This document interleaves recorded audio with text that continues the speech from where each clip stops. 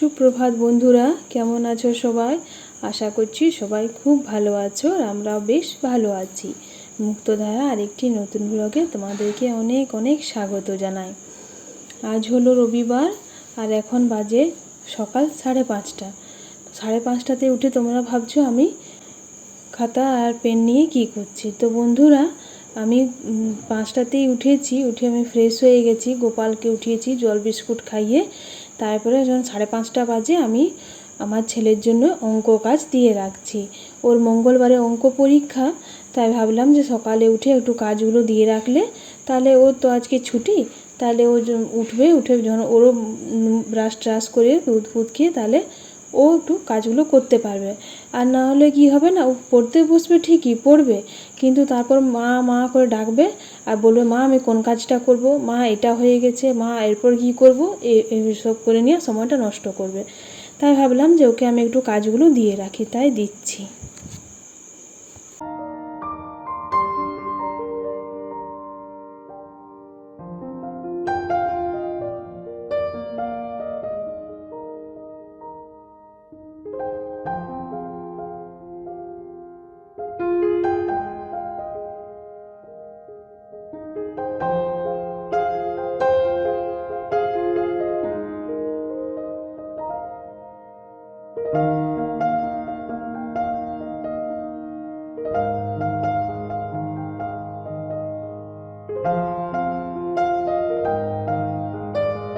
তারপর বন্ধুরা, আমি যে উঠে নিয়ে চা করলাম, সবাইকে চা টা দিয়ে তারপরে ঠাকুর বাসনগুলো আমি ধুয়ে নিলাম। তো ঠাকুর বাসনগুলো ধুয়ে আমি বাইরে একটু তুলসী মঞ্চ রেখে দিচ্ছি, জলগুলো ঝরবে, তারপরে ঘরের ভেতরে ভরে নেবো। এরপর আমি ঠাকুর ঘরটা ঝাঁট দিয়ে ঠাকুর বাসনগুলো ধুলাম, এরপর ঠাকুর ঘরটা মুছে নিচ্ছি।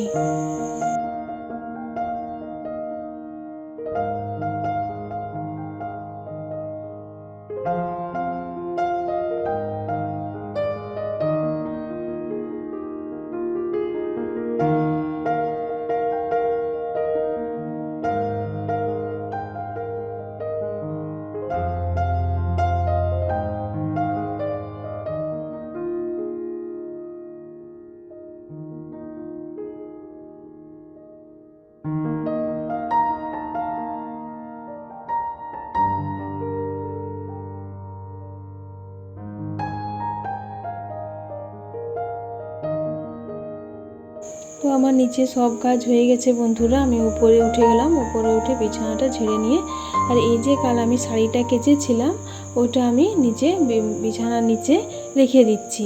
তো আমি এইখানেই রাখলাম, এখানে বেশি বসাবসি হয়, তাই এটা নিচে রেখে দিলাম। আর তাহলে একটু দেখি যদি আয়রনের মতন হয়, এটা আমি ফার্স্টবার ট্রাই করছি, জানি না কেমন হবে। তো বিছানার নিচে দিয়ে দিলাম, শুনেছি এটাতে পুরো আয়রনের মতন হয়ে যায়। চলো, তারপর এই যে দেখছো আজ রবিবার, ছেলে বলেছে ফ্যান ভাত খাবো, তো আমার ভাত হয়ে গেছে, তো আলুটা একটু মেখে নিচ্ছি। তো আলুটার সঙ্গে একটু লঙ্কা পোড়ালাম, একটু তেল দিলাম। তো লঙ্কাটা ওকে দেবো না, আমিও একটু বেঁচে আছে একটু ফ্যান ভাত খেয়ে নেবো, তো লঙ্কাটা ওর জন্য আলাদা করে মেখে আর আমারটাতে লঙ্কাটা আমি দিয়ে দেবো, ওই জন্য লঙ্কাটা আলাদা করে মাখবো।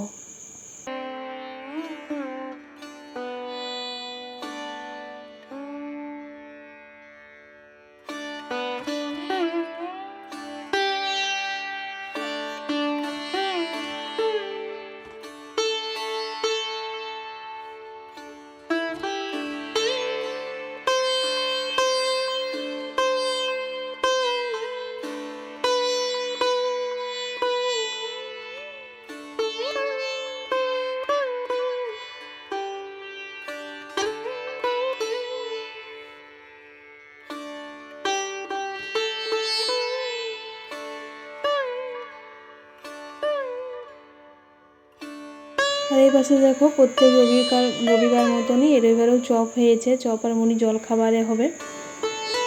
তারপরে চলো এরপর আমি শাকটা কেটে নিই। এই মূলো শাকগুলো আমি কাল থেকে ভাবছি করব, তো কাল আর হলো না, কালকে অন্য শাক ছিল, এগুলো আমাদের বাড়ির মূলো শাক, তো কাল আর অন্য শাক ছিল বলে কাল আর কাটতে পারিনি। তো আজকে এটা আমি কেটে নিলাম, এটা আমি আজকে রসুন দিয়ে একটু মূলো শাকটা ভাজবো। আমার মূলো শাক খুব পছন্দের একটা শাক, মূলো শাক না আমার সব শাকই খুব ভালো লাগে, শাক মাত্রই আমার খুব ভালো লাগে, তাই মূলো শাকগুলো আমি কাল থেকেই ভাবছি যে এটা আমি ভাজবো। কালার হলো না, ওই জন্য আজকে একটু কাটতে বসে গেলাম। এরপর মূলো শাকটা আমি আজকে রসুন দিয়ে ভালো করে ভাজবো।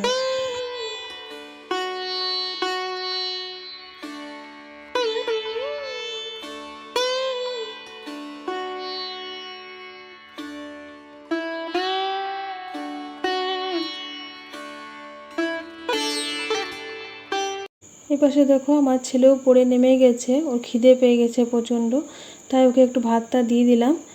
আর এরপর ওকে একটা চপ দেবো ভাতের সঙ্গে, একটু ঘি, একটু নুন আর একটু আলু ভাতে দিয়ে ওকে আগে খেতে দিয়ে দিই।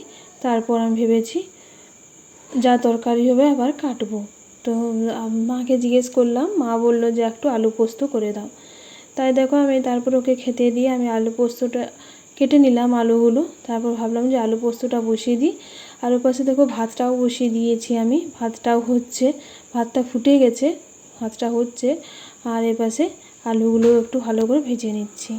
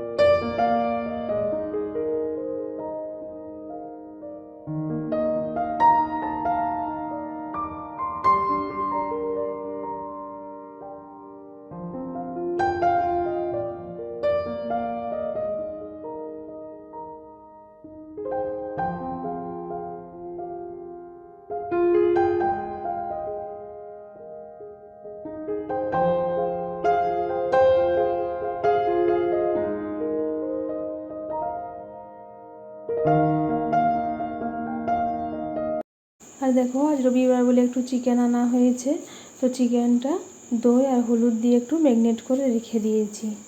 এটা ম্যারিনেট হোক, রান্নাটার পাশে একটু করে নিই। আর দেখো আজকে মা চালটা রোদে দিয়েছে, এটা ধোয়া চালই ছিল, শুকনোও ছিল, ধোয়া শুকনো ছিল, তো আজকে একটু গরম হতে দিয়েছে মুড়ি ভাজাবার জন্য। রোদে একটু গরম হচ্ছে। আর এর পাশে দেখো এই মুড়ির জায়গাগুলো মা রোদে নামিয়ে দিয়েছে।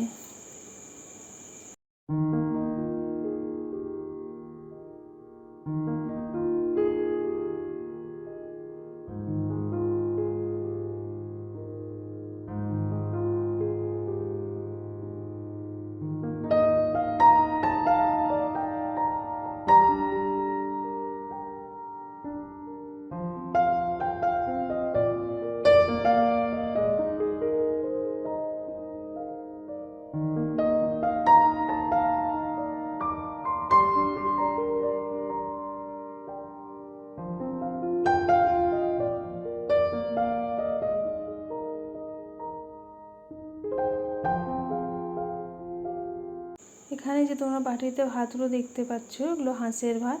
আর এই যে হাঁড়িতে ভাতগুলো আছে, ওটাও হাঁস খাবে। মানে আজ সকালে ফ্যান ভাতে যে ভাতটা করলাম, তো যতটা উঠলো দিয়ে ওটা রেখে গেছে, ওটাও হাঁসই খাবে।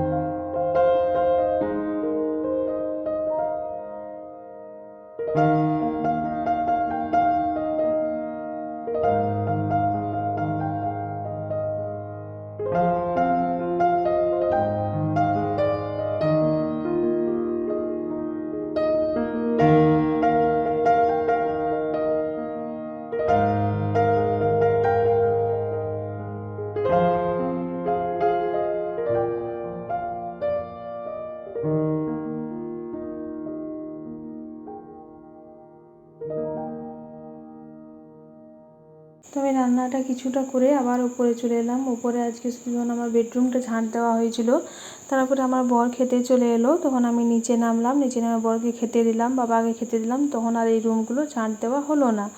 দিয়ে আবার রান্নাটা কিছুটা এগিয়ে রেখে আবার উপরে এলাম রুমগুলো ঝাঁট দেওয়ার জন্য। তাহলে চলো, এরপর হয়ে গেছে। নিচে গিয়ে দেখি দিদিভাই চিকেনটা বসিয়ে দিয়েছে। তো দেখো চিকেনটা কষা চলছে।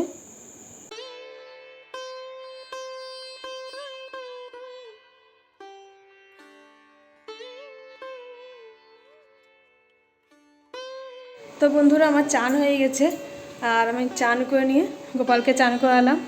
এরপর আবার সে রান্নাঘর ঢুকতে হবে। তোমাদেরকে বলেছিলাম যে চিকেন হলে আমার ছেলে আর ভাত খেতে যাবে না, আমাকে আগে বললো মা চিকেন করছো তাহলে আমার জন্য রুটি করে দেবে। আবার সে রান্নাঘর ঢুকো, আবার রুটি করো। তো অবশ্য আটা মাখাই আছে, ঝামেলা হবে না, ঝট করে দেবো।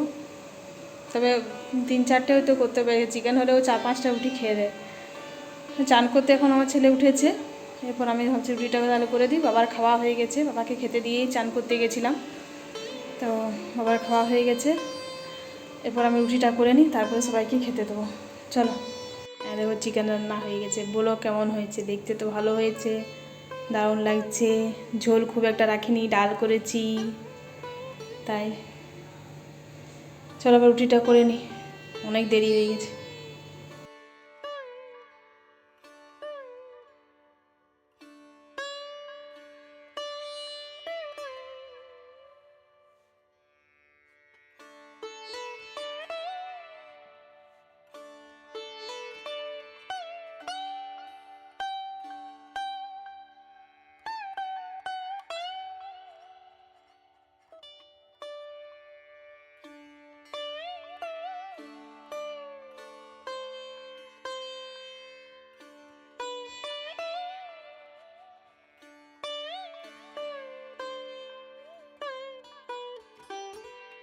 জানো তো, যখন রুটি করি প্রথমে আমার ছেলেরই খাবার ছিল, তারপর রুটি দেখে দুষ্টু বলল চাচি আমিও খাবো, পাশে বৃষ্টি এসে বলল চাচি আমিও খাবো।